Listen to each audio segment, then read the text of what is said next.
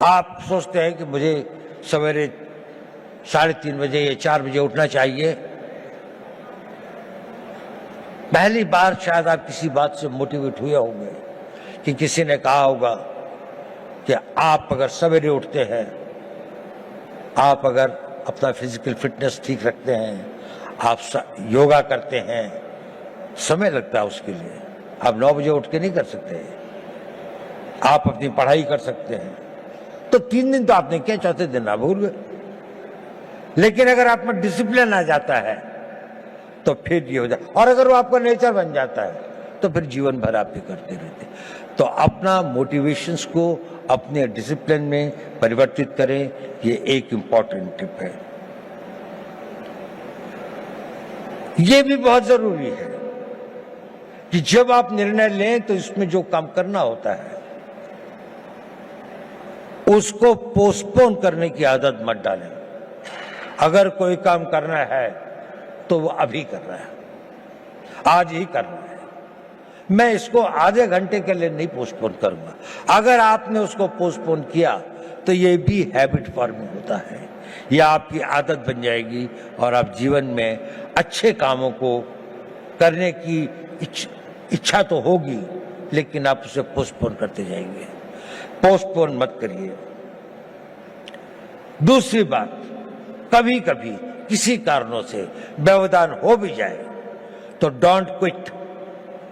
Tenacity is a very important power. आपकी लगन, उस लगन के साथ में लगे रहें, क्विट मत करें, सरेंडर मत करें।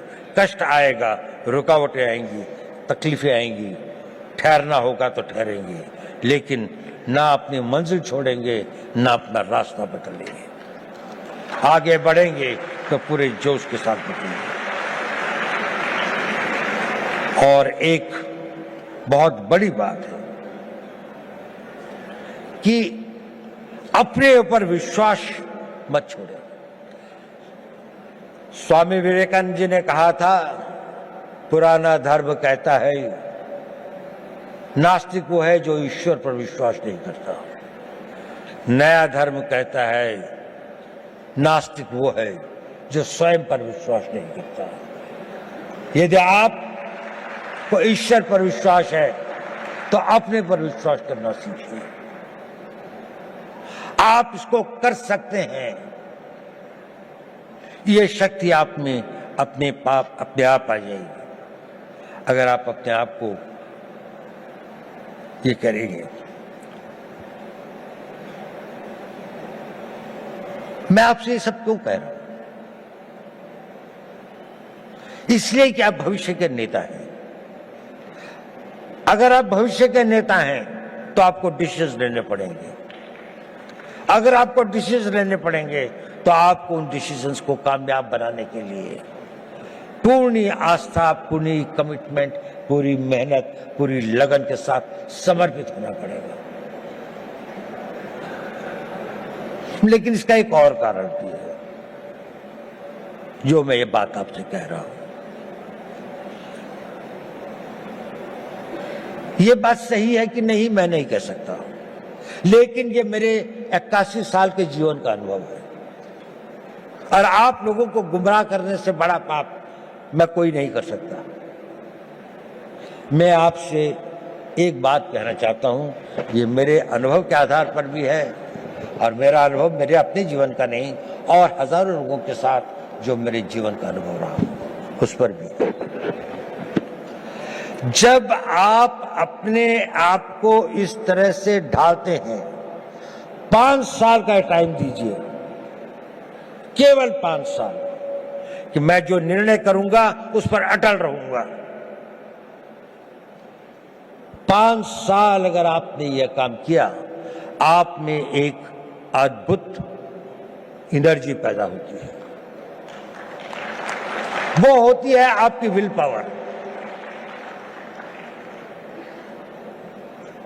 और ये सब जो मैं कह रहा था वो इसलिए कह रहा था, सही निर्णय लें, निर्णय पर अटल रहें, ताकि आप में वो विल पावर पैदा हो सके। और वो विल पावर क्या होती है, मैं आपको छोटी सी कहानी सुनाता हूं। 11 अप्रैल 2011 को हमारे कंट्री की एक नेशनल वॉलीबॉल प्लेयर थी। उनका नाम था अरुणिमा वर्मा। वो वॉलीबॉल के टूर्नामेंट से आई और अपनी परीक्षा देने के लिए दिल्ली से लखनऊ जा रही थी। बरेली के पास कुछ डकैतों ने उस पर हमला कर दिया और लोगों से सामान लूटने लगे।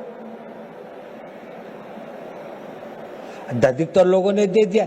उसके गले में चेन थी, उन्होंने चेन खींचने की कोशिश करी, उसने रेजिस्ट किया, उसने नहीं दी चेन। उन लोगों ने उसे ट्रेन से बाहर कर दिया। वो बहुत बुरी तरह से लहूलुहान हो गई। दुर्भाग्य देखिए, उसी समय दूसरी ओर से एक ट्रेन आ रही थी और वो ट्रेन से उसका पांव कट के अलग हो गया। रात के 2 बजे का समय था।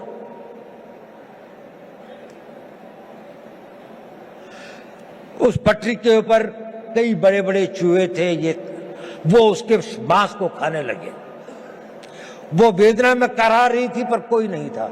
उस सुनसाने में, उस वीराने में कोई नहीं था। वो लहूलुहान, उसका बहुत खून बह चुका था।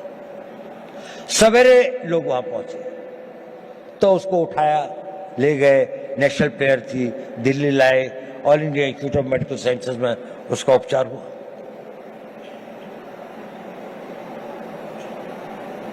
और उसकी पूरी टांग काट दी गई, एम्प्यूट करनी पड़ी।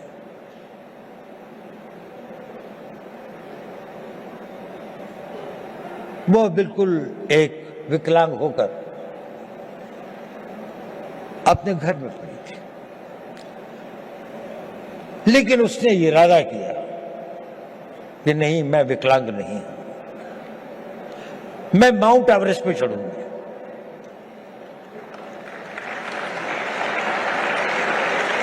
डॉक्टर्स ने कहा कि इस तरह की टांग से तो कोई चढ़ ही नहीं सकता और इसको भी स्टेबलाइज होने में तो कई साल लग जाएंगे। उसने कहा नहीं, मैं तो आज ही से प्रैक्टिस करूंगी। 13 मई 2013 को उसने माउंट एवरेस्ट पर चढ़ी। पहली एक पांव न होने वाली महिला में